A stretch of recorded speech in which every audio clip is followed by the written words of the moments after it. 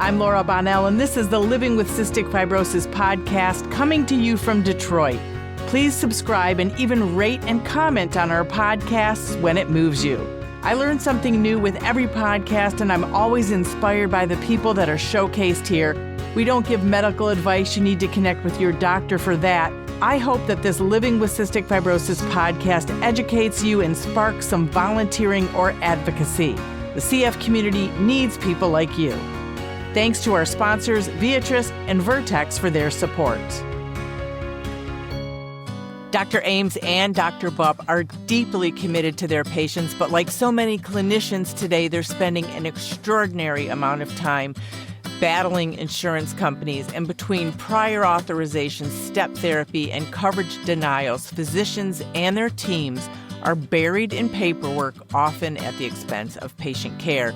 And this was recently highlighted by Boston Globe reporter Jonathan Saltzman, who reported on a new program that was rolled out by Blue Cross Blue Shield of Massachusetts. And the insurer says that the plan is meant to control rising healthcare costs for its 3 million members, noting that costs have increased by 30% since 2021. And the program targets physicians who bill for the most expensive visits. And we will explain that more as we get going on this interview and what it really means. Doctors argue that patients with complex and rare conditions require more time, not less, and that is so true, and warn that this approach could lead to rushed appointments and strained doctor-patient relationships. And this is especially true in the rare disease community that we are in. So today we're joined by Dr. Elizabeth Ames and Dr. Caleb Bupp, and we're talking about what this looks like in real life for them, for us, especially in the rare disease community, where delays and denials can be devastating. We should also mention that we are all on the Rare Disease Advisory Council in Michigan, which is often referred to as the RDAC. That's the acronym. And although we are not speaking on behalf of the council, we just wanted to make sure you know we're not speaking on the council's behalf. The purpose is for the issues like this that will help the entire Michigan rare population, because it does give the rare disease community and their spouses and caregivers a voice. And everyone in Michigan can participate and speak during public comment in the RDAC. So we're going to get rolling with these two wonderful doctors. I'm excited for you to get to know them. Thank you both so much for joining on this podcast. I'm excited to have the two of you. And like I've told you and emailed you and talked about it, you're two of the smartest people I know. And I'm very excited to have you both. You know so much and have such a great perspective. I think everyone's really going to love all the information and everything that you talk about. And we're always going to start with Dr. Ames answering first, just so we don't get confused, so everybody knows. And I guess I first wanted to ask you why you became doctors. What inspired you and sent you in this direction? Oh gosh, going first is hard. I mean, it's kind of come full circle, right? Like when I was young-ish, like ER was like in its heyday, right? Now that the pit has like resurfaced as sort of this like medical drama, it's funny because like I think ER was one of the first times where I remember being like, oh my gosh, I have to do that. Like just like helping people and like, anyway, so I think that was sort of this romanticized version. And then as I went through college, I was doing work like in a genetics lab. And I loved it.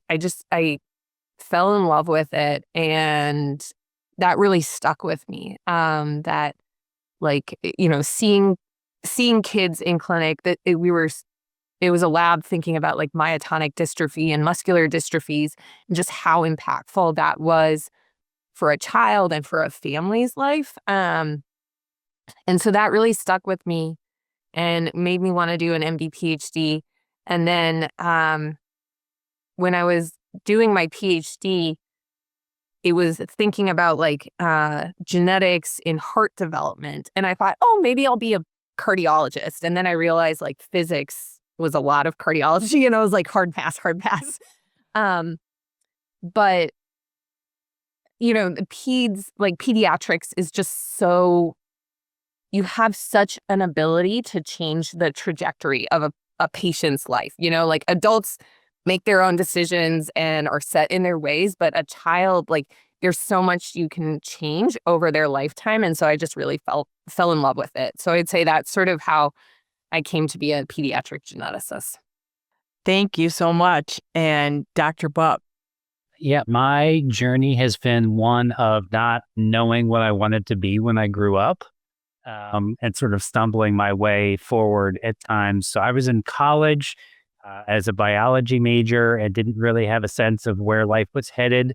And my college offered a medical missions opportunity. So for 2 weeks in between my sophomore and junior year, I went to Kenya with a small group of college students and a couple of medical professionals. And we worked out of a dirt floor metal building. And we would, drive about 45 minutes to get there from where we were staying. And as you were driving there, you were seeing people walking that were headed there to get care. And, experiences like that are very transformative. But one particular a patient that we saw had been thought to be deaf. And when we saw them, it was just because they had so much earwax impacted in their ear that it literally was hydrogen peroxide and digging it out. And we took someone who was thought to not be able to hear and gave them hearing. And that's pretty wild. And so that's kind of what crystallized the idea of heading to medical school. And then, found my way to pediatrics. And when I was doing my peds residency in the middle of the winter, admitted a little one with RSV, a really bad respiratory virus, and that kiddo had Pompe disease. And it was right as the enzyme infusion treatment was coming out for that. And they were on that treatment. And that was a condition that I had read about in a book because it's like a standard teaching condition. And then the geneticists started showing up and I was like, who are these people? And why did they know about this condition that's only in the book? And again, that sort of just sparked my interest. And then I think knowing Beth, when you love what you do, it's infectious. And the geneticists and the people that you work with, when you're like, wow, they really like what they're doing, that can really light a fire. And I feel like that's kind of what got me to this place. And it's really fun now to be on the other side of things and to try to light some fires for other folks when they have any interest in genetics and medical genetics. Beth, I'm going to give you a second to think about this while I mention something else, because I was going to ask you both this next, but Caleb, you already said it. What sticks out to you in your practice, Dr. Ames, about something that was like, wow, it was so cool that you were able to help or give a parent of a patient some information? I'll let you think about that for 1 second. But I wanted to say that one thing I just did a video about was after Tatiana Schlossberger Kennedy died, it just reminded me that it doesn't matter how much money you have. Linda Eastman, Paul McCartney's first wife, she died. They have millions. Everybody has tons of money, and it isn't about the money. It isn't about the privilege. It isn't about all of that. It's about you two. It's about the scientists who have the answers. And I just want to remind people, this is where we need to put our focus. The answers are with the scientists and the physicians. You all have the answers, and it's with your community when you're like, hey, which is exactly what I want to ask you in a couple of minutes, Dr. Bupp, about what you did in this very situation. It's about the scientific community, like bouncing things off of each other. So it's so important we got to raise science back up where it was at its height when we respected it completely and loved it and embraced the science community. So that's my dream for 2026. But Dr. Ames, is there something that stands out to you when you thought, this is why I got into it? I was able to do this for so-and-so. I guess I've been so lucky to take care of like so many kids that have like changed how I think about medicine. There's one patient that I took care of as a resident. I was just a resident in the PICU, just doing my life. And she had regression, and she'd had this long admission to try and figure out why, like, as a 3-year-old, she stopped being able to walk, and no one had figured it out. And they'd gotten some labs and nothing was really clear. And then she came in and she was really sick. She had pneumonia and she was really sick. This was, back when this condition, Tango 2, had literally first been described. And I was like, man, I think this could be Tango 2. And I remember my attending like kind of making fun of me and was like, well, are you sure it's not like Tango 1? Like, what? It's just this gene name. It's so random. But sure enough, she had it. And the family had had a baby who died of SIDS at 10 months of age. And the baby also, like, after the fact, we figured out also had it. And getting back, Laura, to exactly what you're talking about, when we first diagnosed this little girl, like, it was great because like I was in the PICU and then I switched to my genetics rotation and I got to do her genetics consult and got to order her testing. And anyway, it really came full circle. But at that time, we didn't know a lot about Tango 2, right? Like it was this brand new condition. It was real serious. But over the last few years, we now know that B vitamins, something as simple as a B vitamin, makes a huge difference. And so now she's on vitamin supplements and doing so much better. And so, again, science, advances in these spurts. And so that's something that, I've gotten to continue taking care of her even as an attending and to sort of see us understand the disease as science advances has been really, really cool. That is wonderful. Wow. I mean, that's such a success is an understatement, but I mean, for those parents, it's everything.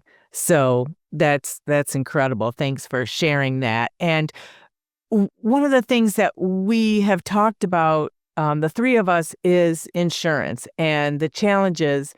And how do those insurance barriers change what you're able to offer your patients? And we'll start with you, Dr. Ames. Yeah, we've talked about this. Here's an incredibly timely example. I have a patient who has MPS IV, so it's a lysosomal storage disease. There's miraculously an enzyme replacement therapy. And her insurance policy as of January 1st changed, and that they only cover medicines that are able to be self-administered. She is a 15-year-old girl who needs an IV infusion of a medicine every week. Like, there's no way you can ask a child to self-administer their own infusions, and it's just some rule that an insurance company dreamed up as a way of not having to be able to pay. And so, like, that's an example of just like, what am I going to do?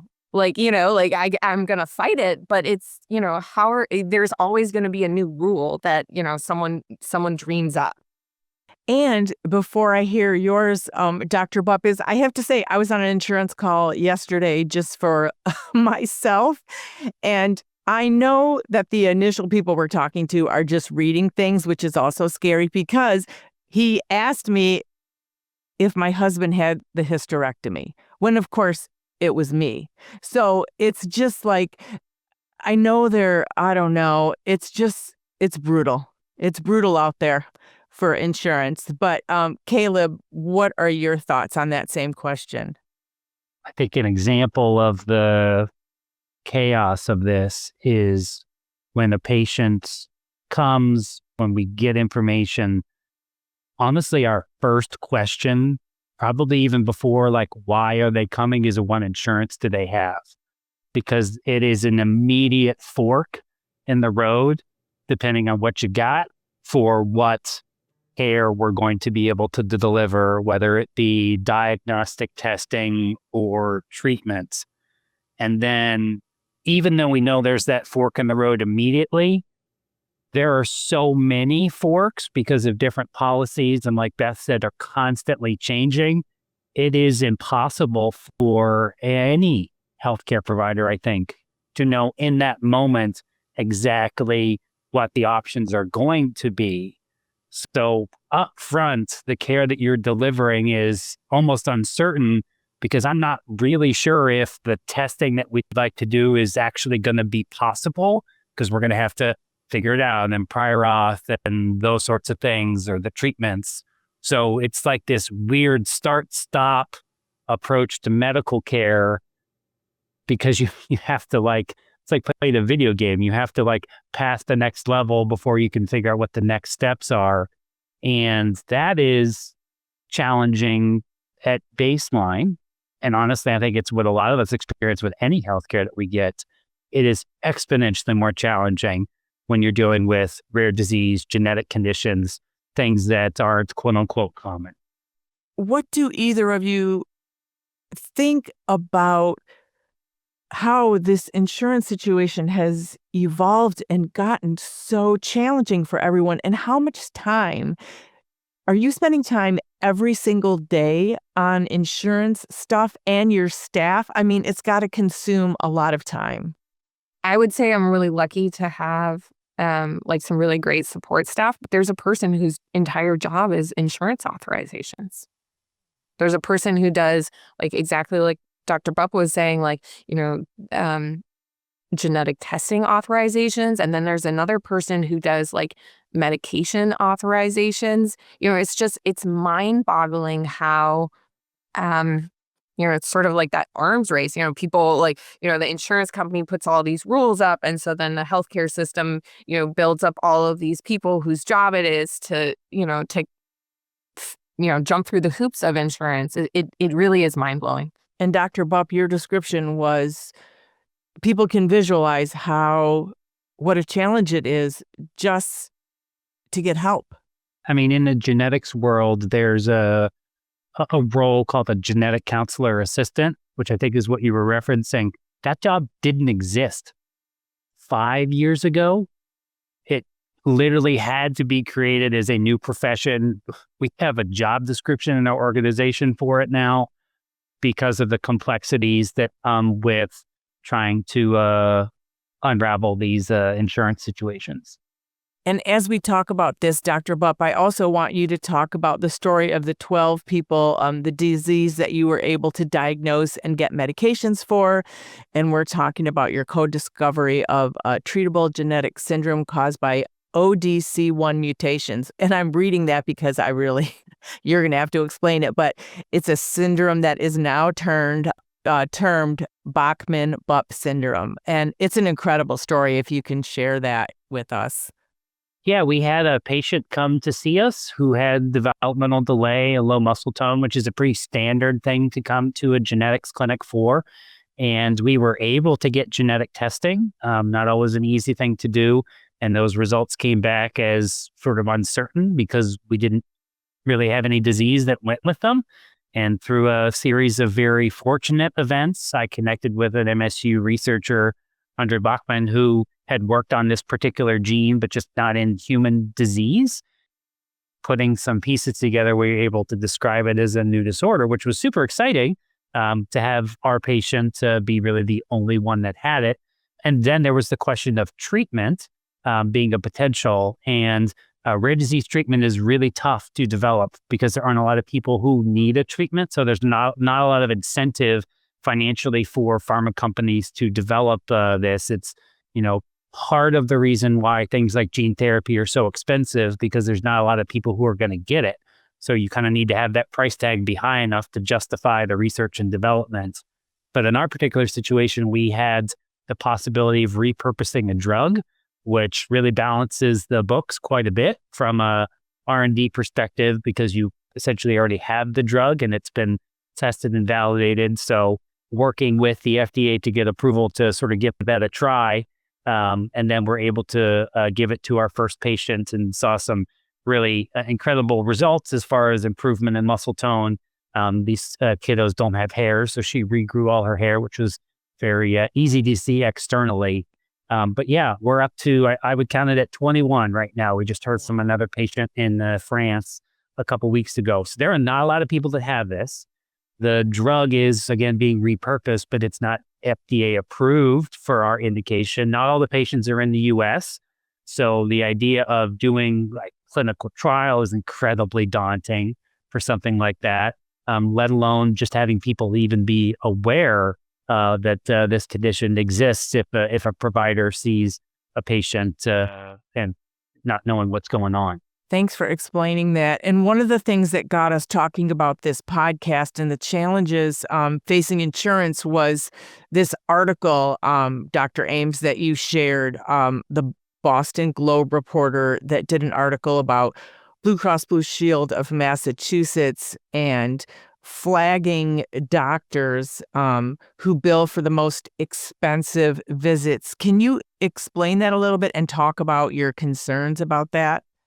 Yeah. So when you think about all the different types of doctors, there are, there's primary care doctors. Everyone, when they go to a doctor's appointment, sort of has different expectations, right? If you're going to go to your primary care doctor for a checkup, you sort of have an idea, okay, well, we're going to talk a lot about my health and sort of do a really comprehensive review. But if you're taking your kid in because they have a sore ear, and you're worried about an ear infection, that's an appointment that's going to be shorter, right? And so one of these things that, rules that insurance companies have built up is sort of, paying doctors by how much time they spend on a patient.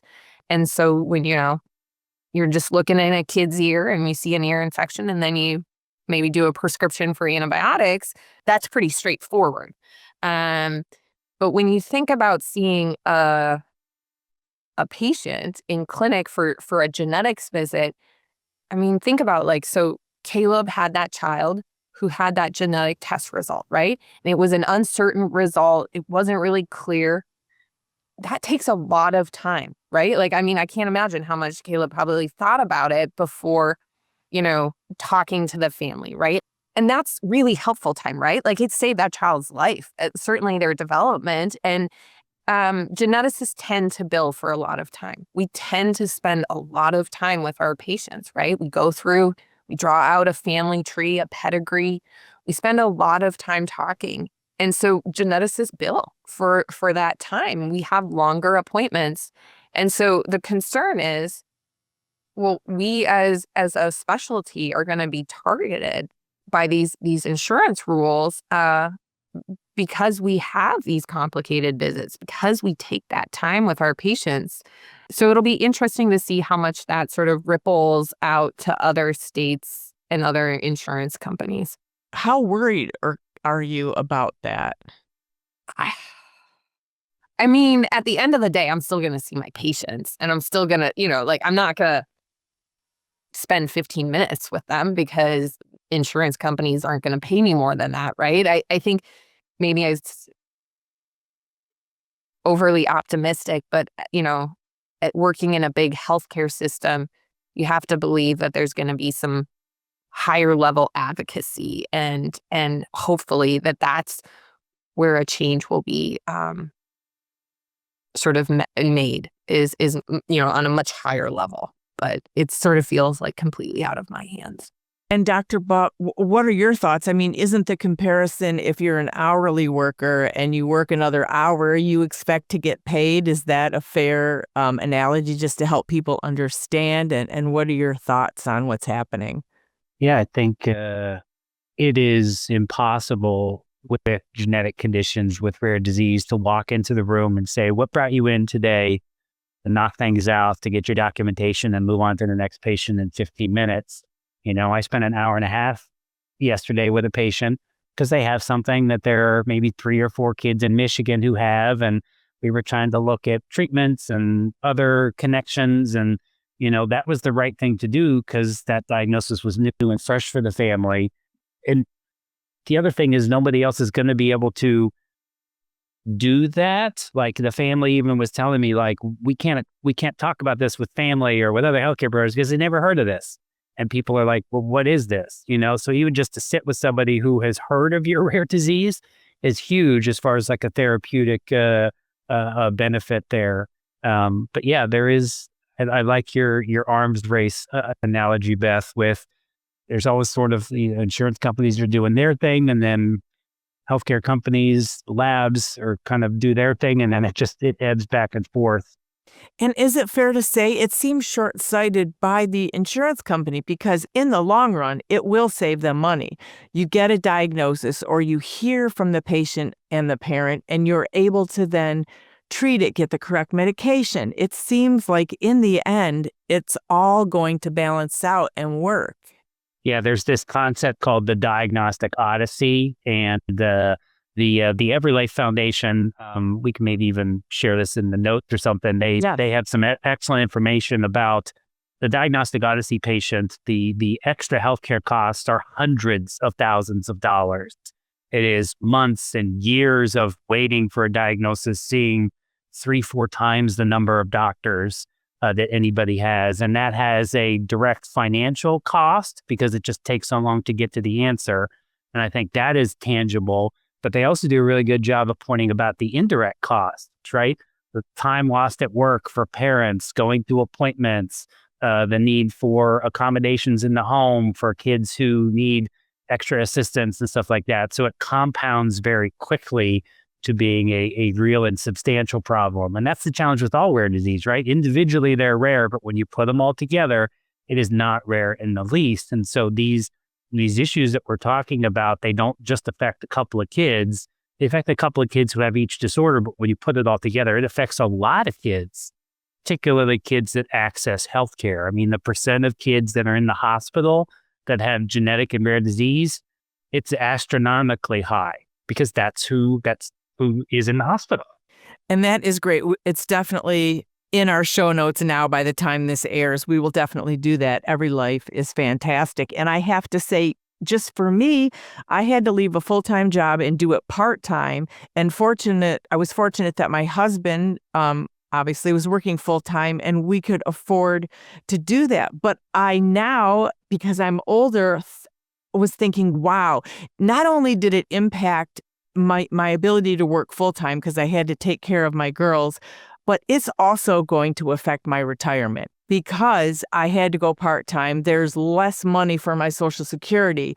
It affects your financial life forever. And I didn't realize that until I got older, and I thought, wow, it would have been so different if that had changed. So if that had, if I was able to work full-time and just the way insurance and everything is laid out and having to care for my kids, it wasn't possible, but that's so very true. And I wanted to ask both of you, do you worry about repercussions even for speaking out about this? And obviously everyone wants to work together and you want to hear feedback from the insurance company, and like any discussion, you want to hear all sides and learn from each other. But I wanted to hear from both of you. Do you worry about that?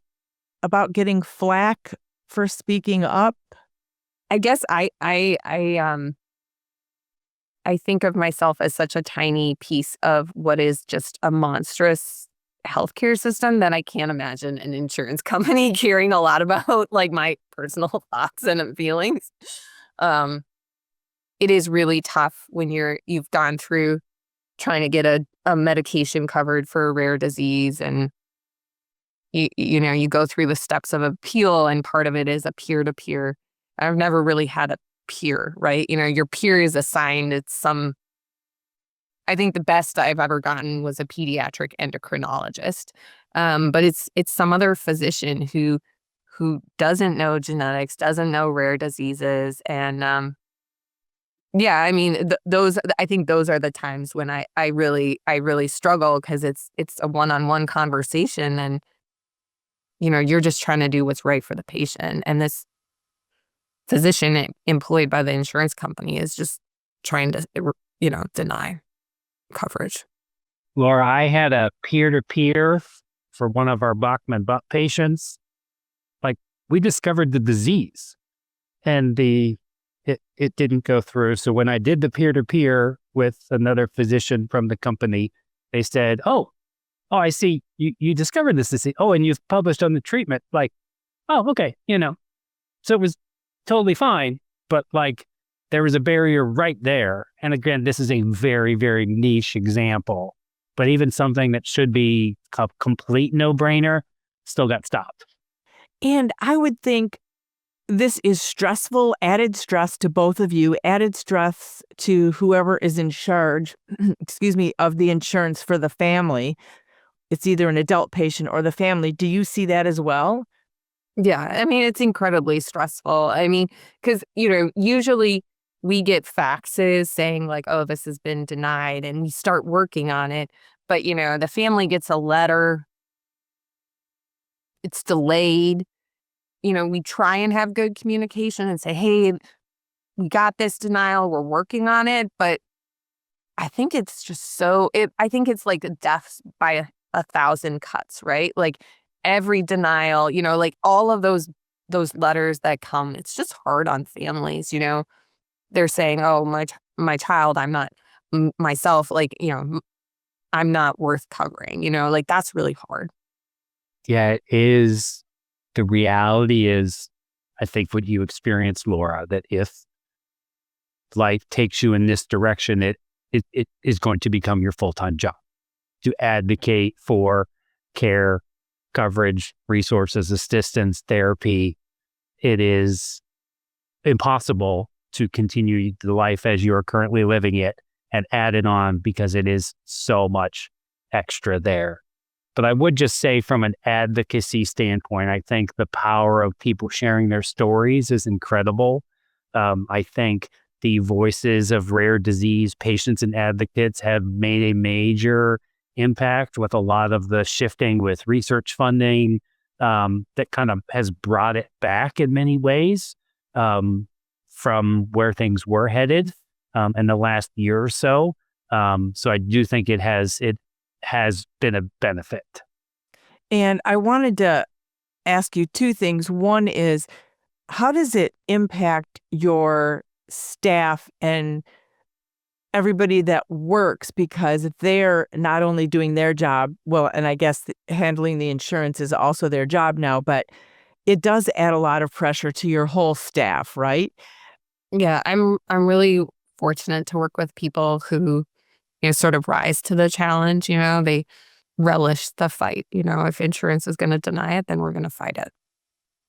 Yeah, and I think that we try and have that be a party line. Like there are very few times where if something's denied that I just give up. And I think that when you have a team where everyone feels that way, like this is a fight worth fighting. On the days when you feel like you can't fight, it's helpful to have others that are there being like, no, we got to do this. We got to do this. I'm going back to where we started in the beginning. How did you end up doing what you were doing? Neither of our stories involved, I just really loved insurance appeals and reading policies. So and I think that's why anybody went into this. And there's also not really training for this. You just learn it by real world experience. And it is, I call it the dirty underbelly of genetics. This isn't why anybody went into doing this, but it is a practical reality of it. So sometimes, maybe not sometimes, a lot of times it is, yeah. And you have people's lives in your hands proverbially, and you're advocating for what you believe is right and true.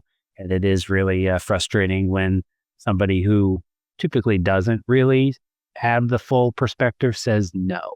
So frustrating. And also, unless you're a person who has a flexible job, when does someone have time, a parent or a patient, to sit on the phone for 2 hours with an insurance company, let alone somebody working in a doctor's office? But there's that huge time commitment and note taking. And who did I talk to? What did they say? I got to follow up with this. They don't understand that. There's a whole education process and so much going back and forth. And that brings me to You two and so many physicians and scientists are so involved. As I mentioned in the introduction, you're on, and we're speaking as doctors and a foundation, not as the RDAC, the Rare Disease Advisory Council, but you are involved and on that council so that you can hear from the 1 million people in the rare community and to help. And that's something I do talk about with doctors all the time. You need to be involved. You need to understand legislation because you and your patients are affected by this. So for you both, why is it so important to be involved? I mean, I love seeing patients, right? And I love that I have families that I've gotten to know and see their kids grow up. But I think that that's sort of, on a day-to-day basis, those are like the tasks that you do. And I think that when you think about advocacy or sharing more broadly how important it is to recognize rare diseases, it's sort of like adding the technicolor to my job, right? Like, things are kind of black and white, but then when you zoom out and you think about rare diseases and how important it is for a person to be able to have that diagnosis, to end the diagnostic odyssey. And then, the holy grail is like, maybe there's a treatment available, like being able to share those stories more broadly is so important because some people just don't. They've had such, they've had lives where they've never encountered someone with a rare disease, and you can't really explain it to a person unless you've had some personal experience with it. I think it's just really important if there are people, making decisions in the government or insurance companies, like they have to know that human side of what it's like to have a rare disease.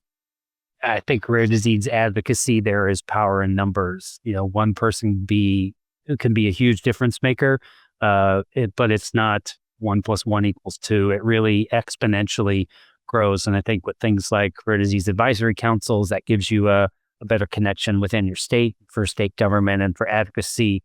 And I also think, or I hope, that it gives a place for an individual to plug in that can then magnify and amplify their voice so that they don't have to be by themselves. Thank you both. And as we wrap up, we just touched the surface of what could be happening to physicians as far as trying to take more time with patients and making sure that gets covered for you on your end. But I wanted to ask you about step therapy. We would hope that when doctors say you need, I don't know, Levaquin, whatever, that just popped into my head, but whatever it is, that the patient gets to take that drug. But so often the insurance company dictates and says, well, first we want you to try and fail, try. And then if you fail, then we'll do what your doctor says. We're working on this legislation, but how frustrating is that for both of you? I mean, it's really frustrating. I will say, in my experience, I haven't even, I think that there are places where the insurance companies dictate treatment, but for me, it's been mostly like examples of like, it's just not covered. It's not a covered benefit. There's a new medication for Barth syndrome. So I have a patient with Barth syndrome and we tried to get it covered and his insurance was like, yeah. And you have to fill out that form and it says, what other therapies have you tried? There's literally nothing, So, this is the first medication that's ever been available for this condition. Well, it's just not covered, So I haven't had insurance companies tell me what medications to use. And I bet, Caleb, you've probably had this experience that they sometimes tell you what genetic tests to order. And oftentimes it's the wrong one. So what do you do in that case? Just override it or? Yeah, I try and appeal it. Insurance companies have to operate off of policies. That makes sense. And it's hard to keep those policies completely up to date. But there probably is a world where those policies shouldn't be ridiculously out of date. There's still language out there about genetic testing being experimental. And it hasn't been experimental for 20 years. So I think, again, there are some of these labels that can get put on diagnostics or treatments that, okay, maybe there's a version where it's experimental, but how is something experimental if there are only 100 patients in the world that have it? This is rare disease and this is science, where we are always sort of, on the edge of clinical care and research. And I think most rare disease patients, families are totally fine with that. They don't have any illusions that this is a broad thing that everybody experiences. And I think that's where I've been very thankful for the partnership that you get from patients and families that are really the ones that make a huge difference, right? Laura, you're a great example of that, right? It takes somebody getting a bee in their bonnet and saying, enough's enough, and being willing to make enough of a stink to get something done, because it truly is the squeaky wheel that gets the grease with a lot of this stuff. Yeah, that's so true. And even unless something has changed in the last month or two, lung transplants for cystic fibrosis are still considered experimental. And I mean, they're not, but that leaves the insurance company to say, we're only going to pay this much. And that's one of the things we help cover, but it is so challenging because you do just want to have a meeting and say, come on, can we all just agree on this or that and get it done? Do either of you want to say anything maybe that we didn't discuss before we wrap up here, or anything that comes to mind that you think is important to end with? Things are rough, yes, but they are better than they used to be. And that's not a justification, but just trying to think somewhat more hopefully. The number of gene therapies that exists, it's not single digits anymore, and that's tremendous. The access to diagnostics is vastly improved from where it was 5 or 10 years ago. There are still opportunities all over the place, because the more we know now, the more we have to work with, and the more battles to fight and things like that. But just trying to fill that glass a little bit towards half full with considering all of this. Yeah. And I also think that if it wasn't for compassionate doctors like the two of you and others, it would be so much harder for patients and parents. If nobody was being sympathetic and saying, I get it, I understand, we're going to help you, oh my gosh, we would be bashing our heads against the wall every day. It would be horrible. So I'm so glad you and others are involved. And Dr. Ames, you kind of get the last word here if there's anything you think of. And if not, that's fine too. I mean, I totally agree with Caleb that, again, I still think that the arc is towards progress. And when I think about even in the last year, different gene therapies that have become available or have proven to work more, I mean, again, that is an arc towards progress. But I think the other piece of this is something that we've already touched on already, is that sharing stories and using a collective voice to speak louder is so important, right? Like, even in the last year, some of those FDA approvals for rare diseases have come because of patient advocacy. And that's been true in the past as well, but there's always a role for families and patients to share their stories, because I think we're all human and stories stick with us better than a chart or facts. And so I think that's just really important, is to continue sharing stories. Well, thank you both for doing this podcast. I'm glad that people get to know you a little bit and hear all that you're doing and your thoughts on so many things that impact us all. So thank you both. The original music in this podcast is performed by Kevin Allen. It's not complicated. Who happens to have cystic fibrosis. We all got our worries and fears.